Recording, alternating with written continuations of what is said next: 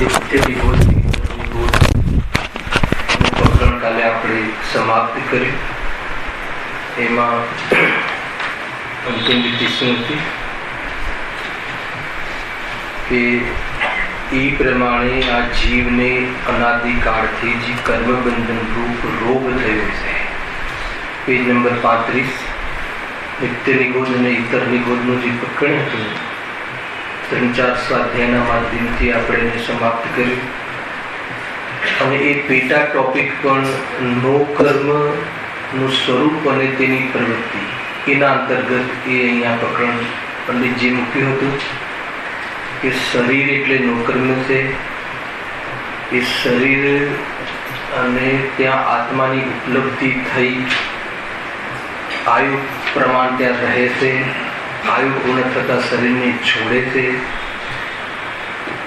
અને જે દ્રવ્યેન્દ્રિય દ્રવ્ય મન આદિ જે છે એ શરીરના અંગ છે. એમને આશ્રય જીવ જ્ઞાનાદિ રૂપ જાણવા દેખવાની પ્રવૃત્તિ પણ કરે છે. અને જાણવામાં આવેલા પદાર્થો સાથે મમત્વ આદિ કરી અને મોરાગ્દેશ રૂપ દુઃખ આદિ ભોગવવાના પણ પૂરા કાર્ય કરે છે. તો દેહમાં ઉપજે છે અને દેહ સાથે જેટલા સમય રહે છે ત્યાં કેવી કેવી પ્રકારની પ્રવૃત્તિ કરે છે એ મૂળ નો કર્મના સ્વરૂપમાં આપણે ચર્ચા કરી. હવે નો કર્મના સ્વરૂપમાં એક બહુ સૂક્ષ્મ વાત એ આવી ગઈ કે નિગોધની વાત મૂકીને અહીંયા પંડિતજી કહ્યું કે અનાદિથી આ જીવને શરીર સાથે સંબંધ છે, ત્યાં ઉપજે છે, ત્યાં જ પાછું જન્મ મરે છે. એ શરીર સાથે આવી રમતો આ જીવે અનેક વાર કરી. શરીર ન મળે ક્યારે પણ એવું કાર્ય આ જીવે કર્યું નથી. પૂજનમાં પણ પહેલો જે અર્ઘ છે એમાં કયા રોગના નાશ કરવાની ભાવના છે? જન્મનો પહેલો અર્થ છે જન્મ જરા મૃત્યુ વિનાશનાય અર્ઘમ નિર્પામિતિ સ્વાહા. हम बोलिए थे कि तो जन्म मरण, जन्म जरा जरा એટલે મૃત્યુ અને મરણ.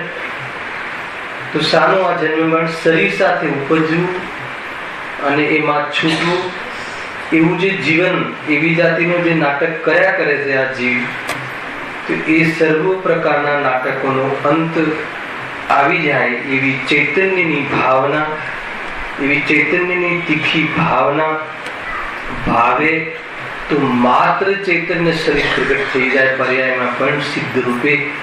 અને શરીર આદિ એક પણ ઇન્દ્રિય ન મળે હે ને એવા અનંત સુખના ધારક સિદ્ધ રસ્તાને આ જીવ પ્રાપ્ત થઈ શકે. એવી અનેક વાતો આપણે આ પ્રકરણના અંતર્ગત બહુ જ વિસ્તારથી આપણે ચર્ચામાં લીધી હતી. હવે કન્ક્લુઝન એ આવ્યું બીજા અધિકારનું. અહીંયા સુધીના ટોપિકમાં શું શરૂઆત કરી હતી? બીજા અધિકારમાં કર્મ બંધન એ રોગનું નિદાન છે. સંસારમાં જીવ દુઃખી શાના કારણે છે? તો બંધનના કારણે. બંધનનો અનુભવ કરે છે એ દુઃખ છે. તો બંધન શું છે? વ્યવહારથી તો દ્રવ્ય કર્મથી બંધાયેલું છે એટલે દુઃખી છે એમ કહે છે.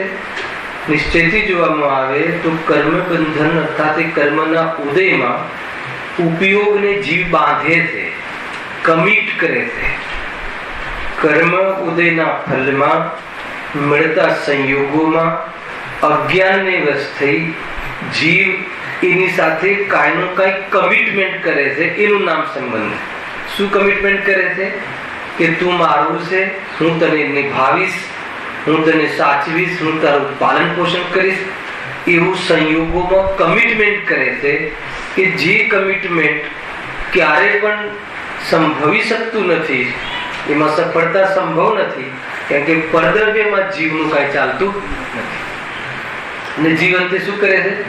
સંક્લેશતાને પ્રાપ્ત થાય છે, દુઃખી થાય છે અને નવા કર્મ ચોટે છે. એ અનાદિથી આ ચક્ર, આ કર્મરૂપી રોગ ખ્યાલમાં આવ્યો. પેલા નિદાન તો કરવું પડે. કોઈ પણ રોગ થાય તો તમે શું કરો છો? એના બધા નમૂના લઈને ત્યાં મોકલે છે ને લેબોરેટરીમાં.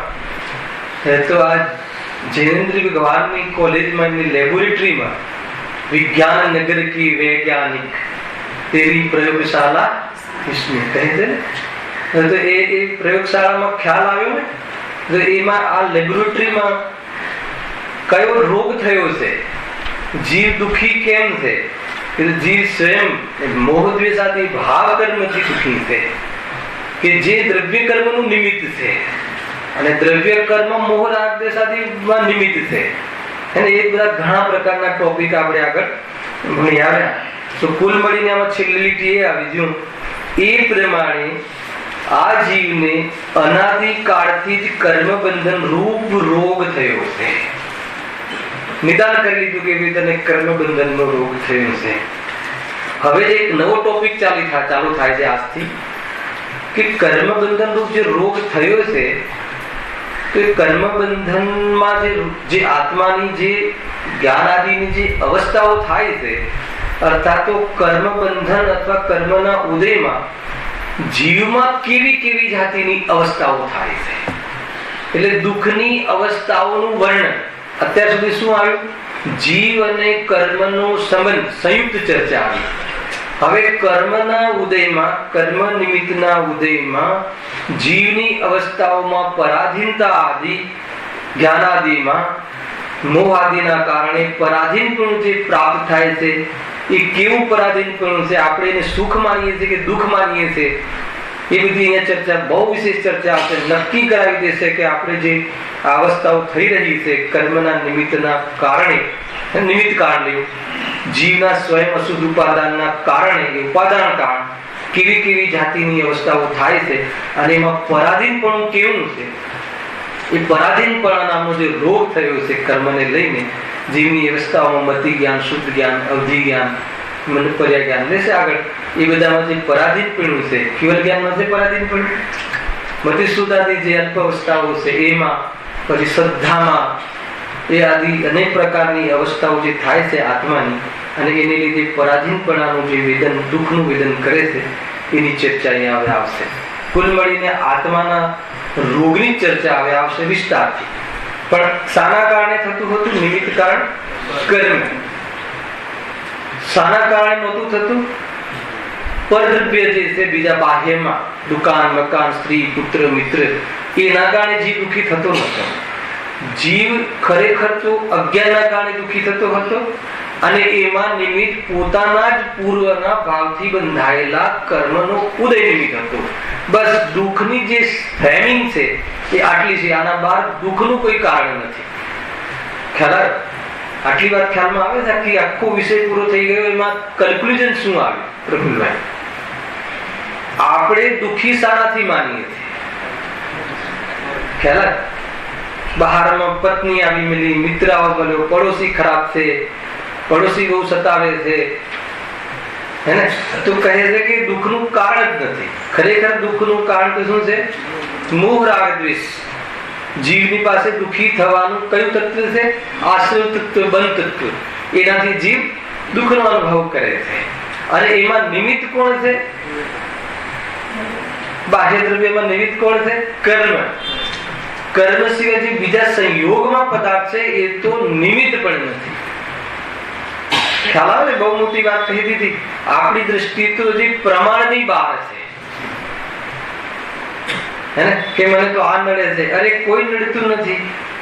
નડવામાં તારો મોહ નડે છે અને બહારમાં એવો સંયોગની પ્રાપ્તિ થવાનું કારણ એ છે કે પૂર્વમાં તેવા કર્મ કર્યા હતા એના ઉદયના નિમિત્તનો પામીને સંયોગમાં અથવા તું એવી જગ્યાએ ઉત્પન્ન થયું છે. એમાં કોઈનું કોઈ કારણ નથી, બાહ્યમાં કોઈ એવું કારણ નથી. એ રીતે એક સીમિત થઈ ગયું આપણે દુઃખના કારણ શોધવામાં. અચ્છા, હવે એમાં કર્મમાં મહેનત કરવી કે ઉપાદાનમાં મહેનત કરવી? હવે જયારે વેદ્યાન કરવાનો વારો આવે ને કે ભાઈ કર્મ બી તો પરદ્રવ્ય છે, ઉદ્ગલ છે. ખરેખર તો એના ઉદયના કાલે હું અજ્ઞાનના કારણે એમને વશ થઈ જવું છું સ્થિતિઓમાં, એટલે દુઃખી થવું છું. તો એ વશ ન થવું તો કર્મ શું કરે? જો એ વશ ન થવું તો કર્મ શું કરે? તો વશ ન થવાનો શું ઉપાય છે? તો કહે છે કે શુદ્ધાત્માનો આશ્રય, તું તારા મતિ શુદ્ધ જ્ઞાન જે જ્ઞાન છે એમાં ભેદ જ્ઞાન દ્વારા રાગ અને જ્ઞાનનો ભેદ જાણી લે. આત્માનો સ્વભાવની જે દૃષ્ટિ થઈ જાય તો રાગ આદિના કાળમાં પણ તું એનાથી જુદો જુદો જુદો અનુભવ કરી શકે છે. એવી ઘણી પ્રકારની આગળ નીતિ આવશે, એ પ્રમાણનો પ્રયોગ આવશે. અહીંયા તો આપણું જે અત્યારે પ્રકરણ નવું ચાલુ થાય છે, બીજો વિભાગ ચાલુ થાય છે, સમજી લો કે અહીંયા લખ્યું છે કર્મ બંધન રૂપ રોગના નિમિત્તથી થતી જીવની અવસ્થાઓ. અને કર્મ બંધન રૂપ રોગ, કર્મ બંધન અને એનો ઉદય, બંધન એટલે એમાં ઉદય ગર્ભિત છે. જે કર્મ બંધાયા છે ઉદયમાં આવશે, અને ઉદયમાં એના ઉદયના નિમિત્તથી થતી જીવની અવસ્થાઓ. જીવની અવસ્થાઓમાં દુઃખ કેવી રીતે થાય છે? જે ઉપાધિકૃત દુઃખ છે, ઉપાધિશાળી કર્મ, કર્મ ઉદયમાં હોય અને જીવ એ સ્વરૂપને ન ઓળખવા વાળો જીવ ત્યાં હોય તો નિયમથી એમાં એ અવસ્થાઓમાં દુઃખનો અનુભવ કરે છે. એટલું આનો સામાન્ય અર્થ થાય. જુઓ હવે કર્મ બંધન રૂપ રોગના નિમિત્તથી જીવની કેવી કેવી અવસ્થાઓ થઈ રહી છે તે અહીં કહીએ છીએ. શરૂઆત તો વિષય બતાવી દીધો કે અમે આ વિષય લેવાના છીએ કે રોગ તો થયો છે પણ લક્ષણ બતાવો ને. રોગ તો થયો, કઈ નિદાન તો થઈ ગયું, પણ ઓર એને પાકું કરાવે છે કે જો આત્મ દુઃખી છે, જો તારે જ્ઞાનાવરણીય કર્મના ઉદયમાં મતિ જ્ઞાનની જે અવસ્થા થાય છે, હિમ દશા થાય છે, પરાધીનપણું હોય છે, હે ને, એ બધી ચર્ચા અહીંયા કરે છે. આત્માનો સ્વભાવ કેવો છે અને તારી વર્તમાન પર્યાયની અવસ્થા કેવી છે એ બે વસ્તુનું અહીંયા ચિત્રણ કરવામાં આવશે. આત્માનો સ્વભાવ તો સંપૂર્ણ પદાર્થોને નમસ્મે સારાય સ્વાનુભૂત્ય ચકાશિતિ ચિત્ત ભાવાય ભાવાય સર્વ ભાવાંતર છિદી. સર્વ પદાર્થોને પૃથક રહીને ત્રિકાલવર્તી પદાર્થોની પાસે ગયા વગર, પદાર્થોને પોતાનામાં લાયા વગર, કોઈ પણ ઇન્દ્રિય કે આલોક કે આકાશ કે પ્રકાશ કે પરદ્રવ્યની સહાય વગર ડાયરેક્ટ આત્માના પ્રદેશોથી પ્રણયકાળના પદાર્થોને જાણવાનો સર્વ ભાવાંતર છિદે, જાણવાનો આત્માનો કેવલ જ્ઞાન, શક્તિ રૂપ આત્માનો સ્વભાવ છે. એવો સ્વભાવ છે ને. પણ વર્તમાનમાં અનાદિથી આ સ્વભાવનો અનાદર કર્યો હોવાના કારણે મતિ જ્ઞાનમાં કેવી જાતિની પરાધીનતા થાય છે, હે ને. પાછળ કયો કલર છે જોવું હોય તો પાછા વળવું પડે કે ના વળવું પડે, કેવી જાતિનું, એ બધી બહુ પરાધીનતા બતાવશે. અને પરાધીનતાના કારણે જીવ દુઃખી છે. મૂળ તો જીવ શું છે, મોહના કારણે દુઃખી છે. જોડે મોહ છે ને, એ જોડે જોડે લેશું આપણે. પણ કેવી અવસ્થા થાય છે, મતિ જ્ઞાનમાં કેવું પરાધીનપણું છે, એટલું બધું સ્પષ્ટીકરણ છે પૂરા વિષયમાં કે આપણને હાલ ખ્યાલ આવે કે આપણું જે વર્તમાન જ્ઞાનનો ઉઘાડ છે, કોઈ પણ લેવલનો, અહીંયા બેઠેલા દરેક જીવનો કોઈ પણ લેવલનો એનું અભિમાન કરવા જેવું નથી. એ નક્કી કરાવશે. ખ્યાલ આવે? કોઈ અહીંયા ડોક્ટરેટ છે, કોઈ એન્જિનિયર છે, કોઈ વિદ્વાન છે, એ બધું ક્ષય જ્ઞાનનો ઉઘાડની વરથી નામ પડ્યા છે ને.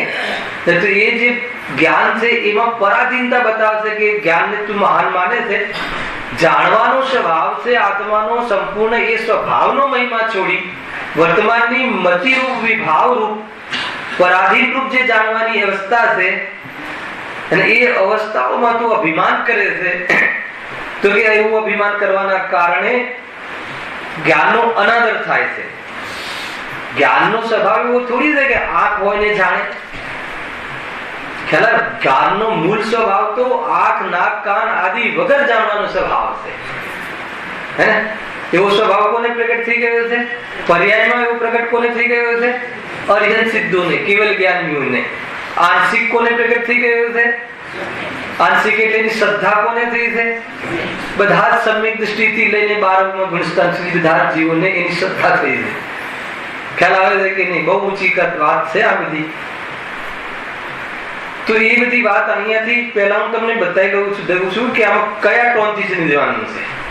મતિ જ્ઞાનની પરાધીનતા પહેલો વિષય આવશે આપણો. આમાં જ્ઞાનાવરણી, મતિ જ્ઞાનાવરણી કર્મના ઉદયમાં અનિમિત્ત અથવા ઉદયના કારણે, ઉદયથી નિમિત્ત ઉપાદાન બરાબર ક્લિયર હોય ને, પછી કઈ પણ બોલો, ચિંતાનો વિષય નથી. ખ્યાલ આવે? એના માધ્યમથી જીવની વર્તમાન ઉઘાડું જ્ઞાનની પર્યાયમાં કેવી હીનતા અર્થાત કેવી પરાધીનતા થાય છે કે જે જ્ઞાનનો આપણે બહુ જ અભિમાન કરીએ છીએ વર્તમાનમાં એક સમયની પર્યાયમાં ઉઘાડું જ્ઞાનનો, એની ચર્ચા અહીંયા આવે છે. હવે એનું પ્રથમ એની ભૂમિકા જબરજસ્ત થઈ છે. પ્રથમ તો પહેલા એક મૂળ વિશે બતાવી દેજો. પ્રથમ તો આ જીવનો સ્વભાવ ચૈતન્ય છે. સૌથી પહેલા મંગલાચરણમાં તો શું, તારો સ્વભાવ તો ચૈતન્ય ચૈતન્ય ચૈતન્ય ભાસી રહ્યું છે. આત્માનો સ્વભાવ તો જાણવા દેખવાનો છે, દુઃખી થવાનો નથી, અલ્પ નથી, વિપરીત નથી, કોઈનામાં ભળી જાય એવો નથી, કોઈનામાં મળી જાય એવો નથી, જાણવાથી મલિન થઈ જાય એવો નથી. ખ્યાલ આવે કે નહીં? આ કોની વાત છે? સ્વભાવ, મૂળ સ્વભાવ, ત્રિકાલ સ્વભાવ, જે દ્રષ્ટિનો વિષય છે, જેને જોવાથી પર્યાયની હીનતાનો અનુભવ નથી થતો. બહુ મોટી વાત છે. જ્ઞાયક ભાવની ચર્ચા છે પહેલી લીટીમાં, જે આપણે બહુ ટાઈમથી ચાલે છે, મહિનાભરથી ત્યાં ચાલે છે. જ્ઞાયક ભાવ એક શબ્દની ચર્ચા ચાલે છે. પ્રથમ તો આ જીવનો સ્વભાવ ચૈતન્ય છે. શું નિશાની છે આપણી? ચૈતન્ય નિશાની, સ્વભાવ, જે ક્યારે જેનો અભાવ ન થાય, જે ક્યારે અલ્પ ન થાય, જે ક્યારે જેનો નાશ ન થાય, એને સ્વભાવ કહે છે. ખ્યાલ આવે? મારો એક પ્રશ્ન છે, અપૂર્ણ ચૈતન્ય હોય તો બતાવો. અપૂર્ણ ચૈતન્ય હોય તો બતાવો. એકેન્દ્રિયથી લઈને સિદ્ધ ભગવાન સુધીમાં કોઈ અપૂર્ણ ચેતન હોય, કોઈ અપૂર્ણ, કોઈ જીવનો ચેતન સ્વભાવ અપૂર્ણ હોય તો બતાવો. અપૂર્ણ એટલે શું? થોડોક જડ થઈ ગયું હોય, ક્યારેક થઈ ગયું હોય, એવો કોઈ જીવ હોય કે જેનો સ્વભાવ થોડોક જડ થઈ ગયો હોય તો અપૂર્ણ, ક્યારેક બી જડ થઈ ગયો હોય તો અપૂર્ણ. હે, આપણે પૂર્ણ છે ને વર્તમાનમાં, આના આધાર ઉપર અંદરમાં જાગૃતિ આવી જાય, કલી કલી ખીલી જાય આપણી, એવી રીતે બતાવો. કોઈ અધૂરો ચેતન હોય તો બતાવો. અપૂર્ણ ચેતન સ્વભાવવાળો કોઈ જીવ, ક્યાંથી? એકેન્દ્રિયથી લઈને સિદ્ધ ભગવાન સુધી કોઈ અપૂર્ણ ચેતન સ્વભાવવાળો જીવ હોય તો બતાવો. હાથમાં જ નહીં આવે. કોઈ અપૂર્ણ સત્તાવાળો જીવ હોય તો બતાવો. અપૂર્ણ સત્તા એટલે શું? ક્યારેક હોય, ક્યારેક ના હોય, કોઈને મળીને રહેતો હોય, કોઈના કારણે રહેતો એવો કોઈ જીવ હોય, તો કોઈ બી દ્રવ્ય હોય તો બતાવો. એટલે સત રૂપ, જાણવા રૂપ જે સ્વભાવ છે, ચૈતન્ય અસ્તિત્વ રૂપ જે આત્માનો જ્ઞાયક ભાવ છે, એ તો ત્રિકાલ છે. ખ્યાલ આવે કે નહીં? તો અહીંયા શું કહ્યું? પહેલા શું કહ્યું? પ્રથમ તો આ જીવનો સ્વભાવ ચૈતન્ય છે. હવે જ્ઞાનની ઓળખી, કેમ કે જ્ઞાનની અવસ્થાઓ લેવી છે ને આગળ, અને જ્ઞાનની અવસ્થાઓની કેવી હિંમતા છે. પરમાર્થી જોવામાં આવે તો સંપૂર્ણ સર્વને જાણવાનો આત્માનો સ્વભાવ છે. એવો સ્વભાવ વાળો આત્મા છે, ચૈતન્ય સ્વભાવ વાળો આત્મા છે. એટલે સર્વ દ્રવ્યોના સામાન્ય વિશેષ સ્વરૂપને પ્રકાશવા વાળો છે. આ કઈ ગાથા હમણાં ચાલી? તમારે આજે ચાલી પ્રવચન સારમાં, હમણાં ચાલી ગાથા. અને એના પછી કાલે ચાલશે 275 સાકાર ઉપયોગ ને અનાકાર ઉપયોગ, ઉપયોગી ચર્ચા છે. અને આજે પણ કહ્યું ને, સામાન્ય વિશેષ ને પ્રકાશ રૂપ, એ પ્રત્યક્ષ પ્રતિભાસ કરવા વાળો જે આત્માનો સ્વભાવ છે એ શુદ્ધ છે. અરે એ ઉપયોગ સ્વરૂપમાં લીન છે એટલે મુનિરાજ શુદ્ધ છે. વર્તમાન જ્ઞાન દર્શનનો જે વેપાર છે, ખ્યાલમાં આવે છે ને, એક બિલ્ડિંગની ઉપર ટાંકી ભરેલી છે 1000 લીટરની. આપણા રસોડાના નળમાં જે પાણી આવે છે અને ટોયલેટમાં પાણી આવે છે, એ ક્યાંથી આવે છે? 10,000 લીટરની ટાંકી છે એમાંથી આવે. આપણે બ્રશ ટોયલેટના પાણીમાંથી કેમ નથી કરતા? પાણી તો એક જ આવે ને, 10,000 લીટરની એક ટાંકી છે ઉપર ભાઈ, અને એમાંથી લાઈન આપી છે કે એક ટોયલેટમાં લાઈન જાય છે, એક કિચનમાં લાઈન જાય છે. તો આપણે જે બ્રશ છે એ ટોયલેટના પાણીથી કેમ નથી કરતા? પાણી તો એ જ છે. પાણી તો ટાંકીમાંથી આવેલું પાણી તો શુદ્ધ છે, પણ એને ટોયલેટના નળની સંગતિ કરી છે, એટલે એ પાણી પીવા લાયક નથી. એને સારી સંગતિ કરી, ટોયલેટના નળની સંગતિ કરી. ખ્યાલ આવે? એ રીતે જ્ઞાન તો જે ઉત્પન્ન થાય છે એ તો શુદ્ધ જ છે. ઉત્પન્ન થવાવાળું જ્ઞાન, ત્રિકાળી જ્ઞાન ગુણ શુદ્ધ છે એ નથી કહેતો, એ તો શુદ્ધ જ છે. ત્રિકાળી ગુણમાં તો કોઈને પ્રોબ્લેમ નથી, પણ એને અનુવિધાયી જે પરિણામ છે, ઉપયોગ, દર્શન જ્ઞાનનો વેપાર પણ શુદ્ધ છે. દર્શન જ્ઞાનનું જે જાણનપણું છે શુદ્ધ છે, પણ જાણનપણામાં મિથ્યા શ્રદ્ધાને ભેગું લઈ અને એ વેપાર કરે છે ખોટો, તો એ જ્ઞાનને પણ શું કહેવામાં આવે છે? મિથ્યા કહેવામાં આવે છે. એ રીતે છે. જો 5 ઇન્દ્રિયોના વિષયમાં જ્ઞાનને બરબાદ કરે છે, આ જીવ વર્તમાન ઉપયોગને ખતમ કરી નાખે છે, એ બધી વાતો આમાંથી નીકળે છે. અહીંયા શું કહે છે? ફરી પ્રથમ તો આ જીવનો સ્વભાવ ચૈતન્ય છે, એટલે સર્વ દ્રવ્યોના સામાન્ય વિશેષ સ્વરૂપને પ્રકાશવા વાળો છે. જેવું એમનું સ્વરૂપ હોય તેવું પોતાને પ્રતિભાસે છે, એનું જ નામ ચૈતન્ય છે. આટલી લીટીનો આપણે અર્થ કરીએ છીએ. શું કહે છે? કે સર્વ દ્રવ્ય, પહેલા તો સર્વ દ્રવ્યોનું સામાન્ય વિશેષ સ્વરૂપને પ્રકાશવા વાળો છે. કેમ? હજુ નજીક જઈએ કે દ્રવ્યોના સામાન્ય વિશેષ સ્વરૂપને પ્રકાશવા વાળો છે, એટલેથી લઈએ. સામાન્ય વિશેષના સ્વરૂપને પ્રકાશવા વાળો છે. કોના સામાન્ય વિશેષ? આગળ જાઓ લીટીમાં. સર્વ દ્રવ્યોના. કોણ અથવા કેમ? પેલા કોણ? તો કે આ જીવ ચૈતન્ય. કેમ? કેમ કે ચૈતન્ય એનો સ્વભાવ છે. એ ખ્યાલ? સામાન્ય લીટીનો અર્થ કરું છું, પછીના ભાવ એવા નીકળશે કે તમને આનંદ આવી જશે. પેલા છેલ્લી લીટીનો નામ કન્ક્લુઝન શું આવ્યું? કે સામાન્ય વિશેષને પ્રકાશવા વાળો છે. બરાબર? સામાન્ય વિશેષ. કોના સામાન્ય વિશેષને? સર્વ દ્રવ્યોના સામાન્ય વિશેષને પ્રકાશવા વાળો છે. કોણ? પ્રથમ તો આ જીવ. કેમ? કે ચૈતન્ય એનો સ્વભાવ છે. ખ્યાલ આવે? કેટલી વાર બોલું છું, એમાં શું કેવું થાય છે? કે આ જીવને, આમાંથી કન્ક્લુઝન નીકળે છે કે આ જીવનો સર્વ દ્રવ્યોને જાણવાનો સ્વભાવ છે. એ ખ્યાલ આવી ગયો?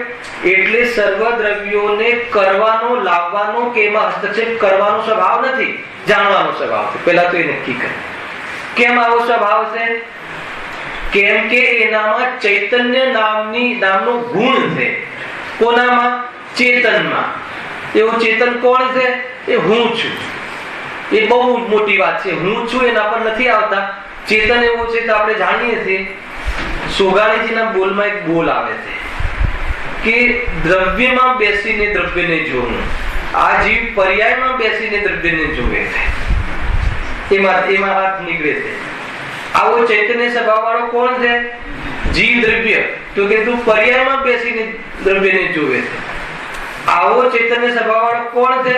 કે હું છું. તો કે દ્રવ્યમાં બેસીને તું દ્રવ્યને જોવે છે. ખ્યાલ એ આ પણ નીકળે છે. ખ્યાલ ભાઈ અશોકભાઈ? ચિંતામણીમાં બોલ લીધું હતું ને આખી શિબિર, તો એ રીતે થર્ડ પર્સન રહીને આપણે જોઈએ છે ને, પરમાં રહીને જોઈએ છે. આપણને દૂર રહીને જોઈએ છીએ. એટલે ક્યાંથી આનંદ આવે?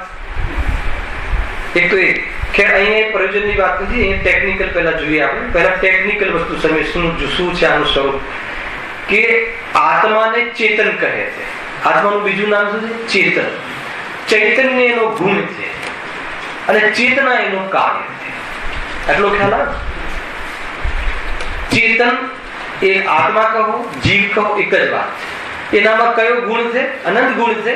પણ અહીંયા લક્ષણની મુખ્યતાથી ચૈતન્ય એનો ગુણ છે. હવે ચૈતન્ય ગુણમાં કયા ગુણ ગર્ભિત છે? દર્શન અને જ્ઞાન, બે ગુણ એમાં ગર્ભિત છે. દર્શન જ્ઞાનના વેપારને ચેતના કહે છે. ચેતના કોને કહે છે? સર્વ પદાર્થોના પ્રતિભાસને ચેતના કહે છે. બહુ મોટી વાત કહું, આમાંથી મારે ઘણી બીમારીઓ દૂર કરવી છે જે આપણા મનમાં ચાલે છે. અલગ તમે જૈન સિદ્ધાંત પ્રવેશિકા સોનગઢથી આવે ને, જૈન સિદ્ધાંત પ્રશ્નોત્તર માલા, એમાં ચેતનાની વ્યાખ્યા કરી. કે સર્વ પદાર્થોનો પ્રતિભાસ થાય એને ચેતના કહે છે. આપણે તો ક્યાં ચાલી રહ્યા છે, પરને નથી જાણતું ને આને નથી જાણતું. ત્યાં લખ્યું છે કે અચ્છા બીજી કઈ બીમારી ચાલે છે કે સ્વને તો જાણે છે અને પરને પ્રતિભાસે છે. કદાચ ઘણા જીવોને તો આ બધી બીમારીનો પણ ખ્યાલ નહીં હોય, પણ બહુ ચાલે છે બીમારી. એને શું ચાલે છે કે ભાઈ પરદ્રવ્યને તો જાણતું જ નથી, તો એક તો બીમારી ચાલે છે, પછી એક બીમારી ચાલે નહીં, પરનો પ્રતિભાસ થાય છે અને સ્વને તો જાણે છે. તો એક જ શબ્દમાં બધી જ બીમારી દૂર થઈ જાય છે. ત્યાં ચેતનાની વ્યાખ્યા આપી કે જે સર્વ પદાર્થોને પ્રતિભાસ જે થાય છે પર્યાયમાં, એને ચેતના કહે છે. એટલો ખ્યાલ. સર્વ પદાર્થોનો પ્રતિભાસ, પ્રતિ વત્તા ભાસ. પ્રતિ એટલે પદાર્થ, ભાસ એટલે જાણવું. જેમાં પદાર્થોનો ભાસ થાય છે, અર્થાત જે પર્યાયમાં પદાર્થોનો પ્રતિભાસ થાય છે એને ચેતના કહે છે. કયા પદાર્થોનો? સર્વ પદાર્થો. અહીંયા પણ લખ્યું છે. એટલે મેં તમને લાઈન તોડીને સમજાવડાવી. સામાન્ય વિશેષનો પ્રકાશ કરવા વાળો છે. કોનો? સર્વ દ્રવ્યોના સામાન્ય વિશેષ પ્રકાશ કરવા વાળો છે. કોણ? ચૈતન્ય સ્વભાવ. કોનો છે? ચેતન દ્રવ્યનો. આવો ખ્યાલ આવે? પેલા ટેકનિકલ લઈએ છે. આમાં તો વાત તો પેલી લેવી છે હિંતાની. આવો સ્વભાવ હોવા છતાં પણ કર્મ ઉપાધિને લઈને મતિ શુદ્ધ અવધિ જ્ઞાનમાં જીવ કેવી હિંતાનો અનુભવ કરે છે, કેવી જાતિની પરાધીનતા એને વર્તાય છે, ચર્ચા તો ત્યાં લઈ જેવી છે. એ પહેલા પંડિત ટોડરમલજીએ પૂરા સ્વભાવને બતાવી દીધું કે તું આવો સ્વભાવ વાળો છે, એને નથી ભૂલવાનો. આવો સ્વભાવ હોવા છતાં પણ તારી પરિસ્થિતિ આવી કેમ થઈ છે, આવો રોગ તને કેમ થયો છે કર્મને લઈને, એ બતાવે છે.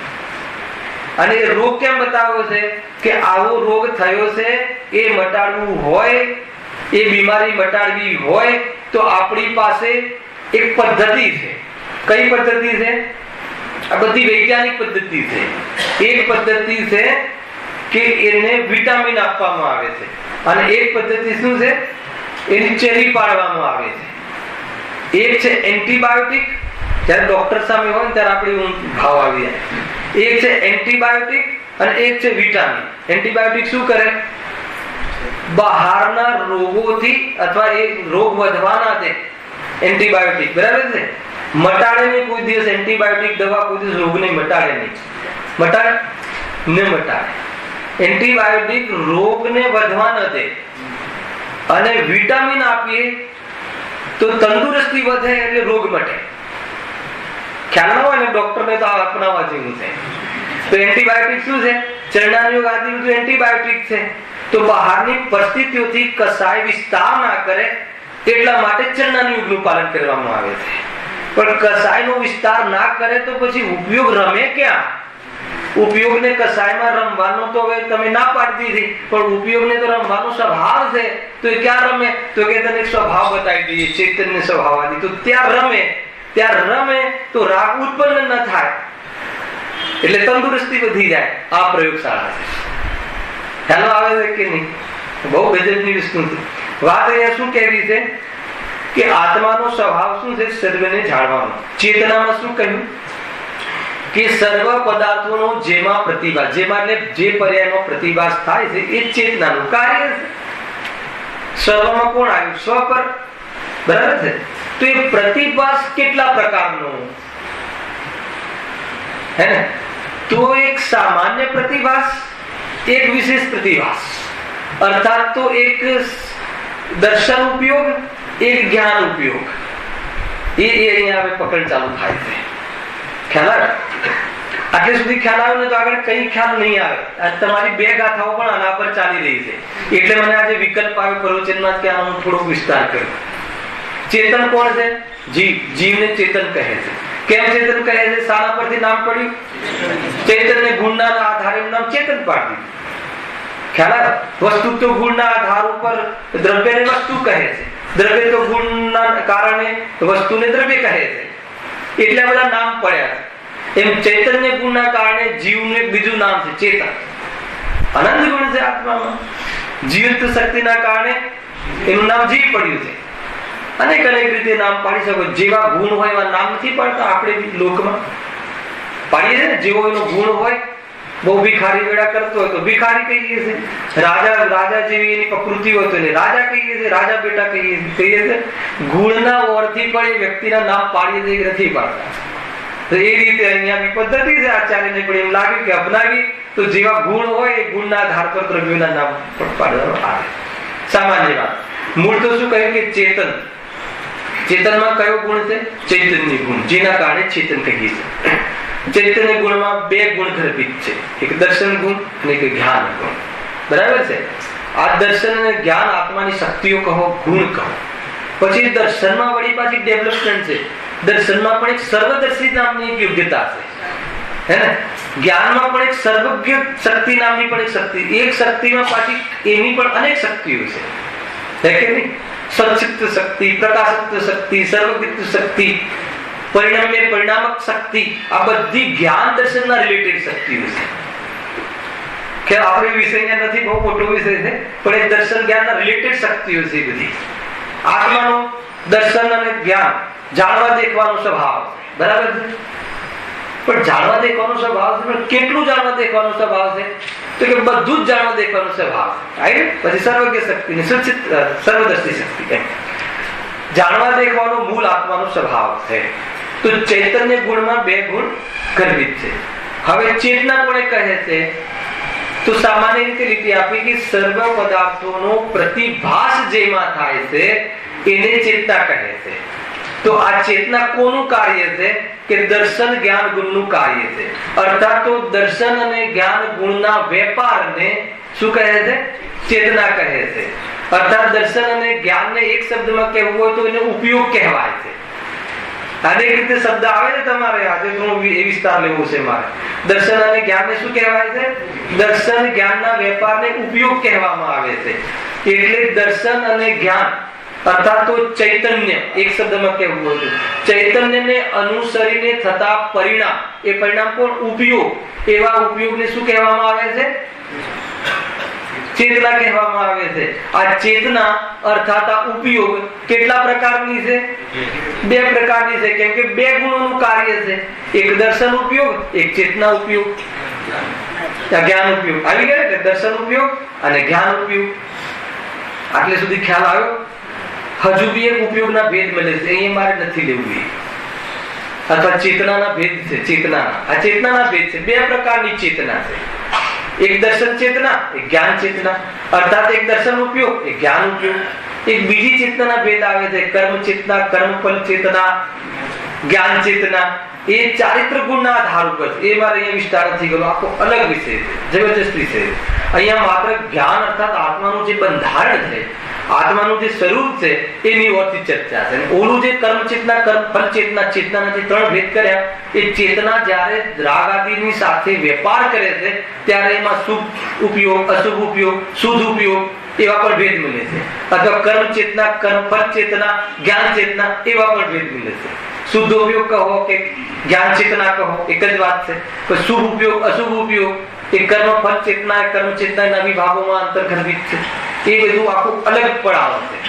અને આપણે એટલો વિસ્તાર અત્યારે અહીંયા ઈષ્ટ નથી, એનો જ્યારે પ્રસંગ આવશે ત્યારે આપણે એના ખુલાસા કરીશું. અત્યારે માત્ર એટલું કહેવું છે કે તું ચૈતન્ય સ્વભાવ વાળો છે. પ્રથમ તો તું ચૈતન્ય સ્વભાવ વાળો છે. તું એટલે કોણ? ચેતન. હું ચેતન. પ્રથમ તો ચૈતન્ય સ્વભાવ વાળો છું. પછી શું લખ્યું આગળ? એટલે સર્વદ્રવ્યોનો સામાન્ય વિશેષ સ્વરૂપ પ્રકાશવા વાળો છું, એની વાત છે. એટલે હું ચેતનામાં, એ ચૈતન્યના કાર્યમાં શું કરું છું? સર્વદ્રવ્યોને સામાન્ય વિશેષ રૂપ પ્રકાશવા વાળો છું. વેદ ખ્યાલ? સર્વદ્રવ્યોને સામાન્ય વિશેષ રૂપ પ્રકાશ કરવા વાળો છું. કોણ? હું ચેતન. કેમ? કે મારામાં ચૈતન્ય સ્વભાવ છે. શું છે ચૈતન્ય? દર્શન અને જ્ઞાન ગુણ. દર્શન અને જ્ઞાન ગુણના કારણે નિરંતર હું સર્વ પદાર્થોના સામાન્ય વિશેષ રૂપને પ્રકાશવા વાળો છું. ખ્યાલ આવે? હવે એ દર્શન અને જ્ઞાન, તો એ દર્શન જ્ઞાનના વેપારને ચેતના કહે છે. હવે દર્શન જ્ઞાન ના આધાર પર ચેતનાના બે નામ પડ્યા, દર્શન ચેતના ને જ્ઞાન ચેતના. ચેતનાને ઉપયોગ પણ કહે છે, એટલે એને દર્શન ઉપયોગ ને જ્ઞાન ઉપયોગ કહ્યો. તો ઉપયોગ બે પ્રકારના કેમ છે? કેમ કે ચૈતન્ય ગુણમાં બે ગુણ ગર્ભિત છે, તો બે ગુણના અલગ અલગ કાર્ય છે. એટલે સુધી ખ્યાલ આવી ગયો.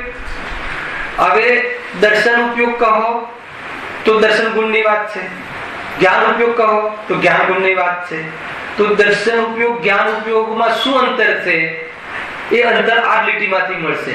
ચેતના વસ્તુઓના પદાર્થોના સામાન્ય અને વિશેષ રૂપને પ્રકાશવા વાળો છે.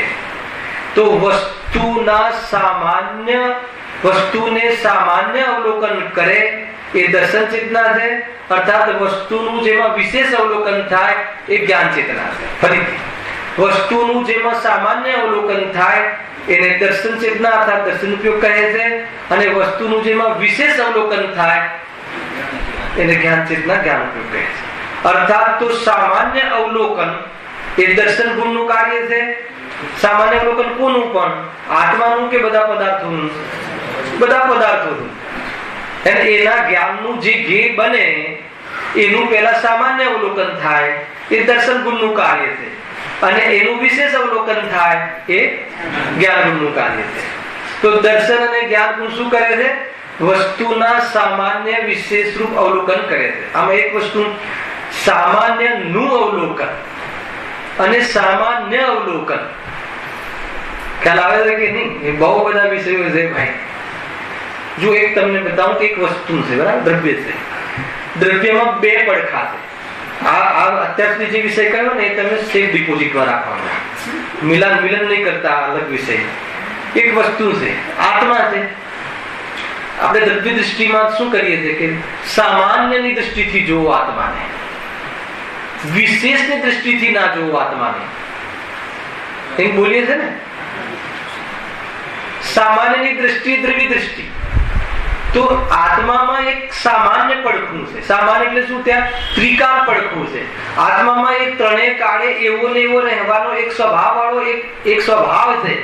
એને જોવું, એની ઓરથી દ્રવ્યને જોવું એટલે શું? એની ઓરથી દ્રવ્યની શ્રદ્ધા કરવી એ દ્રવ્ય દૃષ્ટિ. અને જે નિરંતર બદલાય છે વિશેષ પર્યાય આદિ, એ પર્યાય આદિની ઓરથી જોવું ખ્યાલ, અથવા એવો જ માની લેવો, એટલો જ માની લેવો તો એ પર્યાય દૃષ્ટિ. એટલો જ માની લેવો તો પર્યાય જેટલો માની લેવો. તો એમાં જે સામાન્ય ને વિશેષ બે શબ્દ આવ્યા અને અહીંયા જે સામાન્ય ને વિશેષ બે શબ્દ આવ્યા એમાં અંતર છે. તમને એમ લાગશે કે જો જ્યાં સુધી તમને આ ફંડામેન્ટલ ખ્યાલ નહીં હોય ને, હવે દ્રષ્ટિના વિષયમાં સામાન્ય, એક, અભેદ, નિત્ય એ દ્રષ્ટિનો વિષય છે. એમાં એક સામાન્ય શબ્દ આવે છે,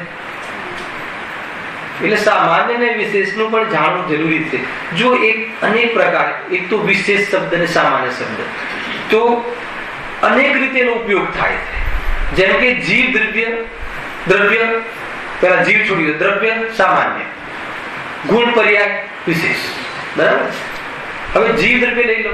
જીવ દ્રવ્યમાં ગુણ કેવું? ગુણ કહીએ તો સામાન્ય, ગુણ સામાન્ય. પછી એનું વિશેષ શું? દર્શન, જ્ઞાન, ચારિત્ર આદિ વિશેષ. હવે એની અંદર જ્ઞાન ગુણ લઈ લો. જ્ઞાન ગુણ કેવો? જ્ઞાન ગુણ સામાન્ય. હવે બદલાશે બધું. જ્ઞાન ગુણ સામાન્ય, હવે એનું વિશેષ શું? મતિ, શુદ્ધ, પર્યાય આદિ એનું વિશેષ. હવે મતિ જ્ઞાન સામાન્ય અને એનાથી 363 ભેદ પડે છે એ વિશેષ. તો કઈ પ્રકારે શ્રદ્ધા શું છે? સામાન્ય ગુણ, એક ગુણ સામાન્ય. સમ્યક દર્શન એની વિશેષ પર્યાય. હવે સમ્યક દર્શન સામાન્ય, ઔષમિક, ક્ષાયુષમિક, ક્ષાયિક એના વિશેષ. ખ્યાલ આવે છે કે નહીં? કેટલા અંતર પડે સામાન્ય વિશેષના? એક વિશેષનો એવો અર્થ મળે છે કે પરદ્રવ્યથી જુદો વિશેષ, અધિક જુદો વિશેષનો ત્યાં પણ એનો એવો અર્થ થાય છે. તો સામાન્ય વિશેષનો જીનાગમમાં કેટલી પ્રકારે ઉપયોગ થતો હોય છે, બરાબર છે. એક તો આ કહ્યું. બીજું હમણાં જે પહેલા કહ્યું ને સામાન્ય વિશેષ એટલે કે ભાઈ વસ્તુનું એક પડખું એ સામાન્ય, એને બીજું પડખું એ વિશેષ. જેમ કે આપણે બોલીએ છીએ ને કે આત્મા અર્થાત તો જીવ દ્રવ્યમાં દ્રવ્ય સામાન્ય અને પર્યાય વિશેષ એમ બોલીએ છીએ ને. દ્રવ્યાર્થી જ્ઞાનનો વિષય દ્રવ્ય સામાન્ય, પર્યાર્થી જ્ઞાનનો વિષય પર્યા વિશેષ, ગુણ સામાન્ય ગુણભેદ વિશેષ કહ્યું ને. તો દ્રષ્ટિનો વિષય જ્યારે વસ્તુનું એક પડખું એક અંશ જે લઈએ છે કે એ દ્રષ્ટિથી વિષયને જો એ સામાન્ય, અને જે પર્યાય આદિની વિશેષ કે જે દ્રષ્ટિથી ન જોવો એ વિશેષ, તો એ સામાન્ય વિશેષ. અને અહીંયા જે કહ્યું છે કે સામાન્ય અવલોકન માં જે સામાન્ય અને વિશેષ અવલોકન એમાં જો વિશેષ, એમાં અંતર છે. મારે આટલું બતાવવા માટે આટલી કસરત કરવી પડી. ટેકનિકલ વાતો પણ સમજવી જોઈએ. આપણે બહુ પ્રયોગાત્મક બહુ આપણી ચાલે છે ને શૈલી, જીવનમાં મજા આવે છે, પણ ટેકનિકલ વસ્તુ રીતે સમજવી જોઈએ, નહીં તો ભાવ વાચન નહીં થાય. ખ્યાલ આવે? તો એમાં શું અંતર છે? પેલું તો એક પડખાની વાત છે, અહીંયા તો આખા પદાર્થનું છે માત્ર સામાન્ય ગુણ પર્યાયોના ભેદ કર્યા વગર, અને એ વસ્તુ કોણ છે એનું પણ વિશેષ જ્ઞાન કર્યા વગર કોઈ માત્ર વસ્તુ છે એવો જે સામાન્ય પ્રતિભાસ થાય છે એને સામાન્ય અવલોકન અર્થાત તો દર્શન ઉપયોગ કહે છે. ખ્યાલ આવે કે નહીં? અને પેલું સામાન્ય શું? દ્રવ્ય ગુણ પર્યાયની અંદર એક સામાન્ય પડખું, એ દ્રષ્ટિના વિશેની વાત છે, એ અહીંયા નથી. આ જ્ઞાનની વાત છે, જાણવા દેખવાની વાત છે. બે શબ્દ મળે છે ને. આત્માનો સ્વભાવ કેવો છે? જ્ઞાતા દ્રષ્ટા. જાણવું દેખવું. દેખવું એટલે શું? જાણવું એટલે શું? દેખવું એટલે શું ને જાણવું એટલે શું? આંખોથી દેખવું અને કાનથી જાણવું. આપણે શું સમજ દેખવામાં શું લઈએ છે? ખ્યાલ? કાનથી દેખાય કે ના દેખાય? કાનથી ના દેખાય. બરાબર, શું નક્કી કર્યું? કાનથી દેખાય કે ના દેખાય? કાનથી દેખાય કે આંખથી દેખાય? ના, અહીંયા તો જ્ઞાનથી પણ ના દેખાય, દર્શનથી દેખાય. બહુ અંતર છે. પાંચે ઇન્દ્રિયોથી દેખવું જાણવું થાય છે.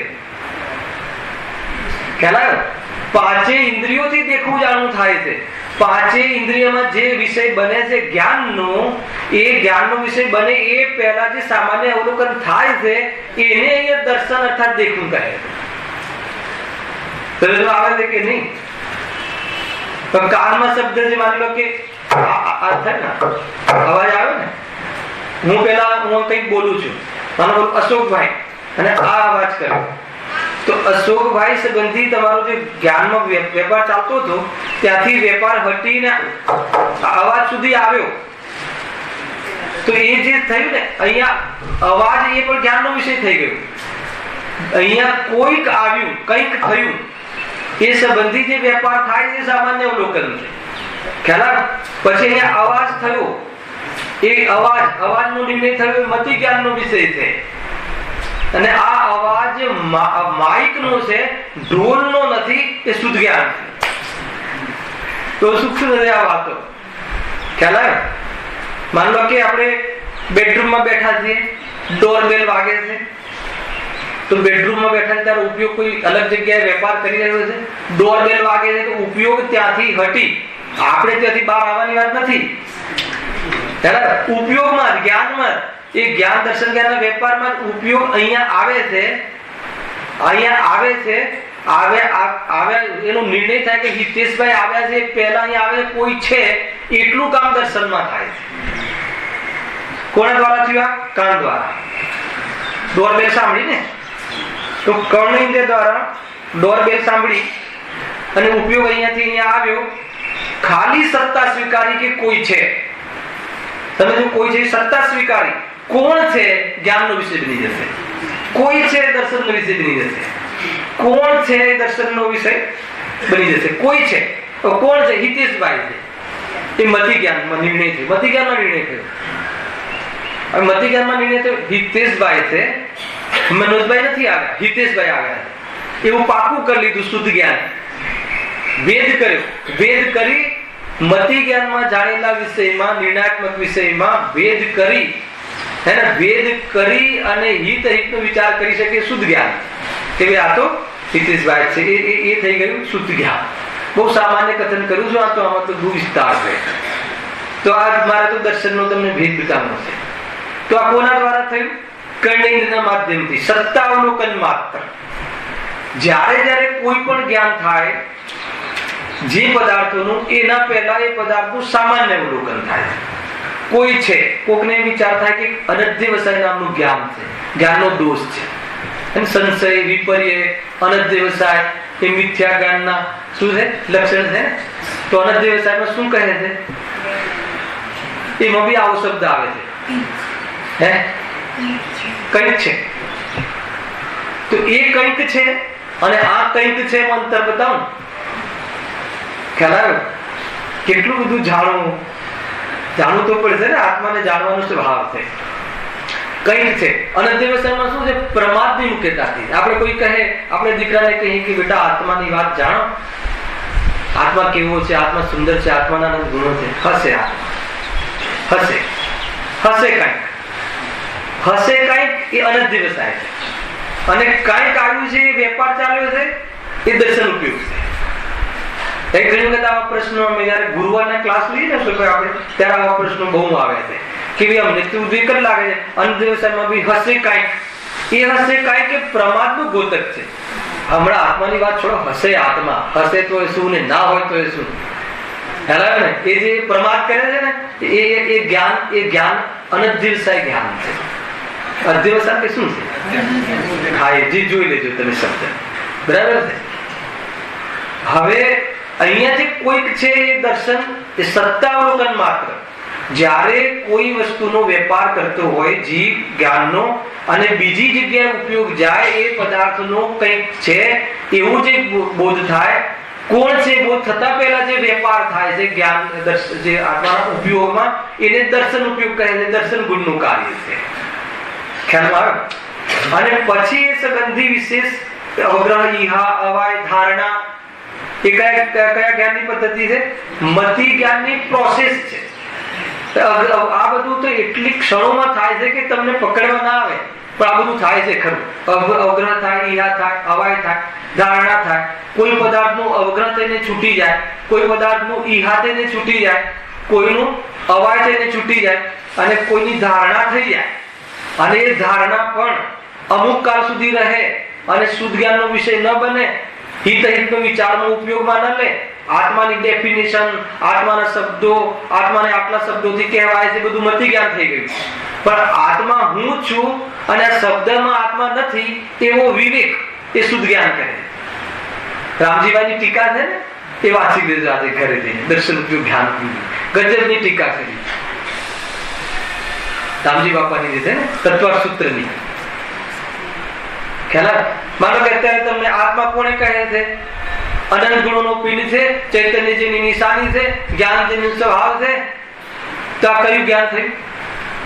મતિ જ્ઞાન. નિર્ણય થઈ ગયો, જાણ્યું, ઈહા થઈ, અવગ્રહ થયો, ઈહા થઈ, અવાય થઈ, અને ધારણા પાકું થઈ ગયું. આત્મા સંબંધી તમને ખબર છે.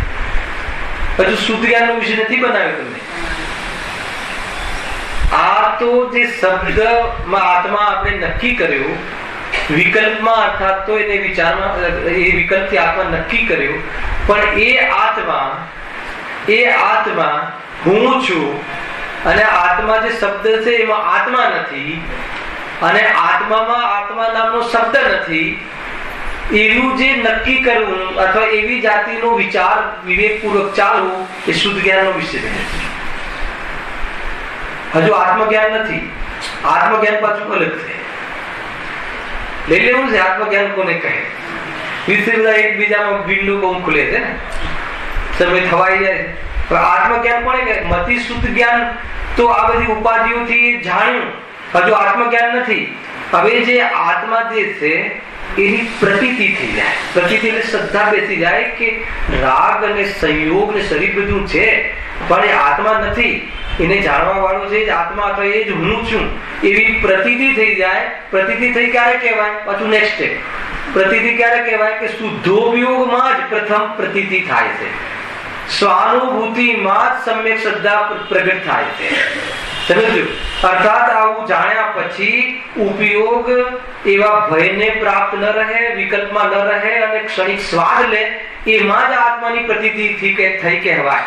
પ્રતીતિ થઈ ગયા પછી ઉપયોગ વળી પાછો શુભ અશુભ ભાવમાં પણ જતો રહે, પણ પ્રતીતિ કાયમ રહે છે. અને ઉપયોગ રૂપ સ્વાનુભૂતિ શુદ્ધોપયોગ છૂટી ગયો. શુદ્ધોપયોગ તો છૂટી ગયો, શુદ્ધોપયોગ હવે શુભમાં જતો રહ્યો, અશુભમાં જતો રહ્યો. પણ પ્રતીતિ સ્વાનુભૂતિ પૂર્વક પ્રતીતિ કરી લીધી, સ્વાદ લઈ લીધો એનો નિર્વિકલ્પ દશામાં. તો નિર્વિકલ્પ દશામાં સમ્યક દર્શનની ઉત્પત્તિ થાય છે. હે ને? જો નિર્વિકલ્પ દશા ન થઈ હોય તો ત્યાં સુધી જે આપણે પ્રતીતિ કહીએ છીએ શું છે? વિકલ્પાત્મક છે, જ્ઞાનનો વિષય છે, શ્રદ્ધા નથી વિષય, અલગ વિષય. મારે તો સમજાવવું છે આ દર્શનનું ફંડામેન્ટલ, પણ જોડે થોડો પ્રયોગ આવી જાય તો ચહેરા પર પ્રસન્નતા આવી જાય કે આપણો વિષય આવ્યો. ઠીક છે. તો હવે સામાન્ય અવલોકન કોને કહે છે? કે ઘરમાંથી શુદ્ધ જ્ઞાન આદિ થતા પહેલા અલ્પ જ્ઞાનમાં લેજો, કેવલ જ્ઞાનમાં સાથે થાય. એના પહેલા પદાર્થનું સત્તા અવલોકન માત્ર કહો, અથવા સામાન્ય અવલોકન માત્ર કહો, અથવા સામાન્ય પ્રતિભાસ કહો, બધી એક જ વાત. પણ કોનો સામાન્ય પ્રતિભાસ? બધા પદાર્થોનો. એ દર્શન થઈ ગયું. કોના માધ્યમથી થયું? કોના માધ્યમથી થયું? ઇન્દ્રિયોના માધ્યમથી. ચક્ષુ દર્શન ને અચક્ષુ દર્શન બે ભેદ છે કે નહીં? દર્શન ઉપયોગ. દર્શન ઉપયોગના કેટલા ભેદ? 4. ચક્ષુ દર્શન, અચક્ષુ દર્શન, અવધિ દર્શન, કેવલ દર્શન. દર્શન ગુણ છે, સામાન્ય અવલોકન એનું કાર્ય છે, અને સામાન્ય અવલોકન પણ એ પ્રકારે મતિસૂત્ર આદિ જ્ઞાનના આધાર ઉપર એના પર ભેદ પડે છે. 4. જ્ઞાનનો વિષય બનતા પહેલા પદાર્થનું સત્તા અવલોકન માત્ર જે બોધ થાય છે, વેપાર થાય છે ઉપયોગનો, એને દર્શન ઉપયોગ અર્થાત તો એને દર્શન ચેતના કહેવામાં આવે છે. અર્થાત એને સામાન્ય અવલોકન, સામાન્ય પ્રતિભાસ, હે ને? અથવા બીજું પણ નામ છે. શું છે? ખ્યાલ છે? નિરાકાર ઉપયોગ. કાલની ગાથા હું તમારે કાલે આવશે. ઉપયોગ બે પ્રકાર, એક સાકાર ઉપયોગ, એક નિરાકાર ઉપયોગ. તો આકાર એટલે શું? આકારનો અર્થ શું? આજે આકાર નહીં, આકાર એટલે ભેદ. ભેદ રહિત એ નિરાકાર, ભેદ સહિત એ સાકાર. હજુ એક શબ્દ મળે છે નિર્વિકલ્પ. દર્શન ઉપયોગ નિર્વિકલ્પ છે અને જ્ઞાન સવિકલ્પ છે. જેટલા જેના ગમમાં જે શબ્દો છે બધા કહી દીધા તમે. જ્ઞાન કેવું છે? સવિકલ્પ. દર્શન કેવું છે? નિર્વિકલ્પ. આત્માનુભૂતિ કેવી હોય? નિર્વિકલ્પ. એ નિર્વિકલ્પ એ આ નિર્વિકલ્પ એક છે કે અલગ છે? અલગ. ખ્યાલ? હવે વિકલ્પના પણ બે ભેદ, એક રાગાત્મક વિકલ્પ, એક જ્ઞાનાત્મક વિકલ્પ. ખ્યાલ? રાગાત્મક વિકલ્પ એટલે શું? રાગ સહિત જે વિકલ્પો થાય છે ખાવા પીવાના, રાગાત્મક વિકલ્પ. અને જ્ઞાનમાં જે જ્ઞેયાકારો બને છે એને જ્ઞાનાત્મક વિકલ્પ કહે. આજે ખાલી તમને ડિક્શનરી બતાવી દઉં છું, તો આ વિષયો આગળ ખોલીશ. બધા શબ્દોથી તમે પરિચય નહીં થાવ તો ખ્યાલ નહીં આવે કાંઈ. ખ્યાલ? જે જ્ઞાનમાં આકારો બને એટલે શું? હવે એ બી લો. જ્ઞાનમાં આકાર બને એટલે શું? ટીવી નો જે આકાર છે, એ ટીવી નો જે ચોરસ આકાર છે, તો જ્ઞાન ચોરસ બનતું હશે? આંખ કેવડી અને 100 માળનું બિલ્ડિંગ કેવડું? હવે 100 માળનો આકાર બનવો હોય આંખમાં તો આંખ કેવડી જોઈએ? ખ્યાલ આવ્યો કે નહીં?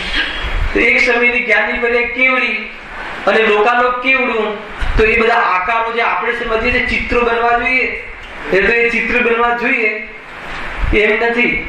ગુરુદેવે એક મૌલિક શબ્દ આપ્યો, જબરદસ્ત શબ્દ આપ્યો, તે સંબંધી જ્ઞાન. તે સંબંધી જ્ઞાનને કહેવાય છે એને વિકલ્પ. અહીંયા કયા વિકલ્પ લેવા? એ આકાર બન્યા એ સંબંધી જ્ઞાન થયું એને વિકલ્પ કહે છે. કેવલ જ્ઞાન સવિકલ્પ છે કે નિર્વિકલ્પ છે? કેમ કોઈ બોલતું નથી? કેવલ જ્ઞાન સવિકલ્પ છે કે નિર્વિકલ્પ છે? કેવલ જ્ઞાની સવિકલ્પ છે કે નિર્વિકલ્પ છે? બહુ ભારે કામ છે. આજે ખાલી ટેસ્ટિંગ ચાલે છે આ.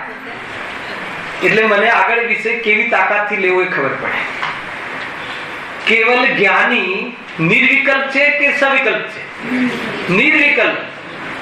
એ રાગાત્મક વિકલ્પનો નિષેધ છે. કેવલ જ્ઞાન સવિકલ્પ છે કે નિર્વિકલ્પ? સવિકલ્પ છે. કેમ કે એમાં લોક સંબંધી જ્ઞાન થાય છે, એનું નામ વિકલ્પ.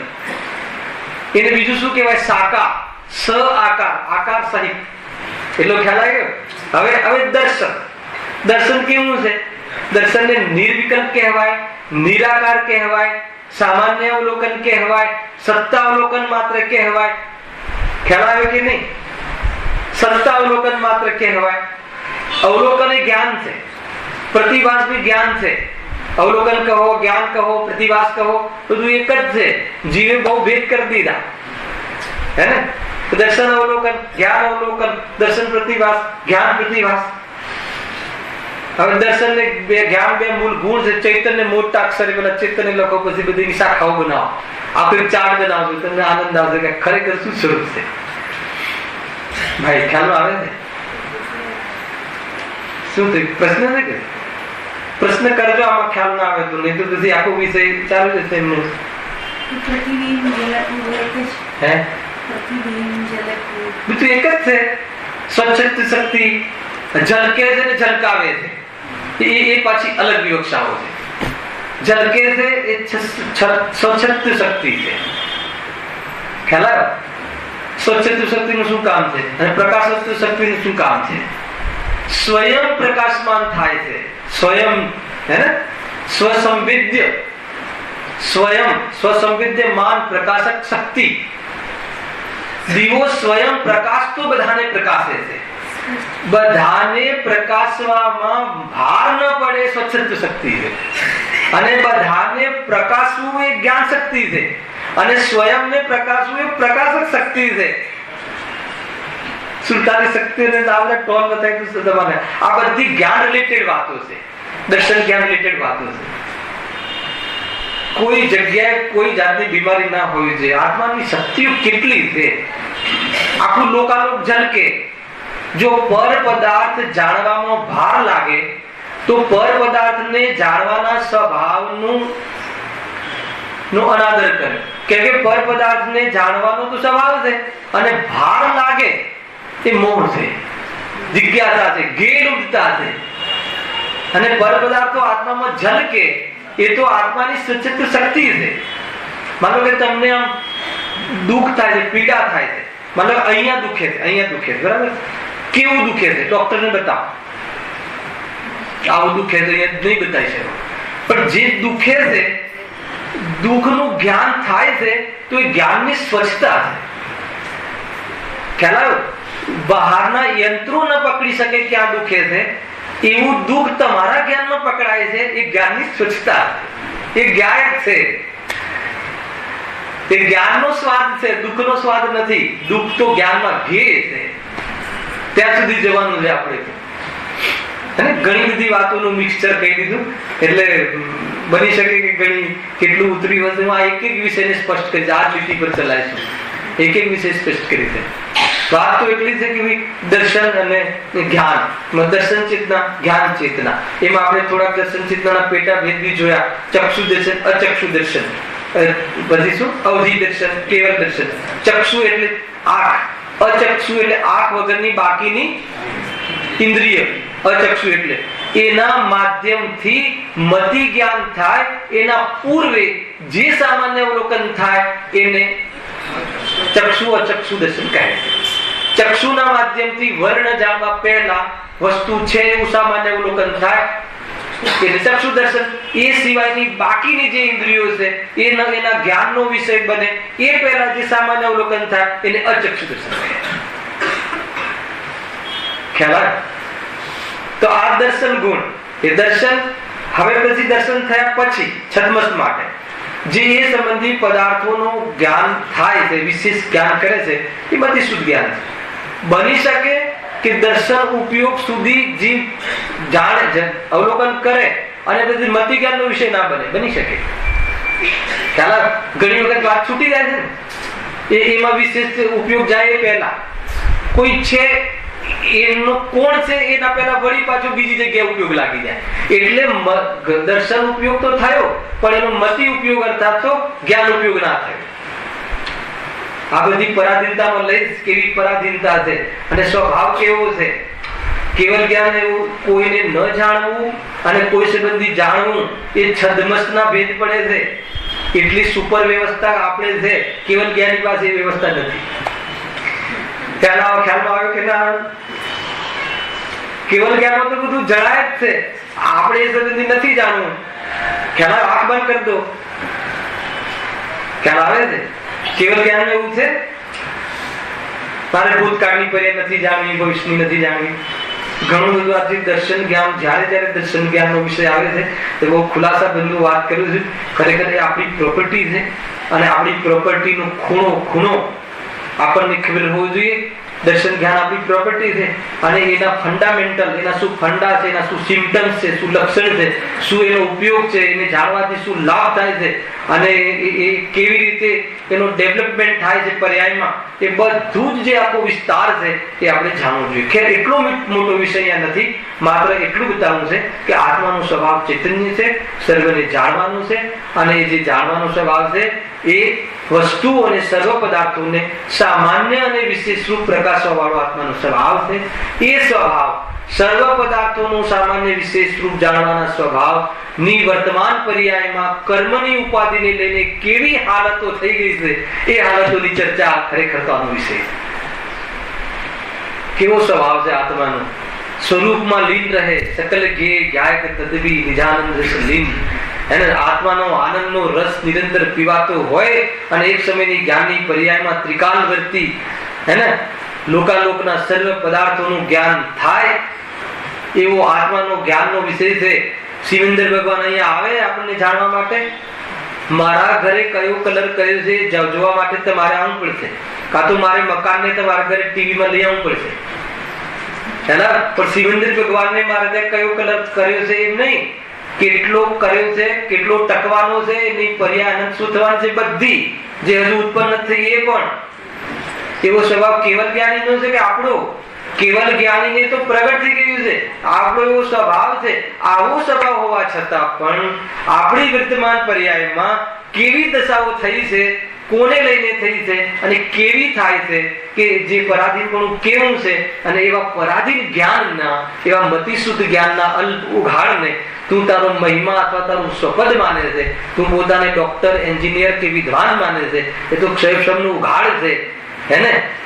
એક ઠોકર લાગે ઇન્દ્રિયમાં, એના અવલંબન વાળી જે ઇન્દ્રિયો છે ને એમાં ગડબડ થઈ જાય તો જ્ઞાનમાં બી ગડબડ થઈ જાય. એવું તો તારું જ્ઞાન છે અને એવા જ્ઞાનનો તું મહિમા કરે છે. એ બધી ચર્ચાઓ આગળ બહુ વિસ્તારથી આનંદદાયક વસ્તુ આવશે. આપણને એક સમય માટે પણ આપણા વર્તમાન જ્ઞાનનો, વર્તમાન પોઝિશનનો મહિમા આવે એમનું નામ જ મિથ્યાત્વ છે. વર્તમાન પોઝિશનને ન માને તો પણ મિથ્યાત્વ છે, અને વર્તમાન પોઝિશનનું અભિમાન આવી જાય, મહિમા આવી જાય તો પણ મિથ્યાત્વ છે. તો કેટલું બેલેન્સ રાખવાનું છે ને કેવી રીતે સ્વરૂપની સાધના, સ્વરૂપનું સેવન અર્થાત તો સ્વરૂપની પૂજા કરવાની છે, એ બધી ચર્ચાઓ આગળ કરી છે. સહેજાનંદ